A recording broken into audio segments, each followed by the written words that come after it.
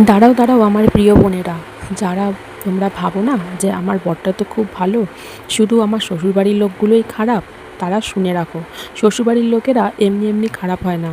তোমার বরই তোমাকে কথা শোনানোর সুযোগ করে দেয়। তোমার বর যদি খুব ভালো হতো তাহলে তোমাকে কেউ কথা শোনানোর সুযোগ পেত না। অ্যাটলিস্ট কথা শোনানোর আগে ভাবতো এর বউকে কিছু বলা যাবে না। বউকে সাপোর্ট করার মানে এই নয় যে সবার সাথে ঝগড়া করতে হবে। যে সব কিছু ছেড়ে তোমার কাছে এসেছে তাকে সাপোর্ট করাটা তোমার কর্তব্য।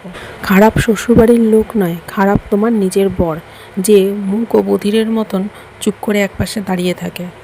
আবার দেখবে তুমি যখন নিজেই নিজের হয়ে কথা বলতে যাবে, ওই মূকবধির ছেলেটাই ছুটে আসবে তখন তোমাকে শাসন করতে। তাই কারো উপর নির্ভরশীল না হয়ে নিজেই নিজেকে সম্মান করতে শেখো।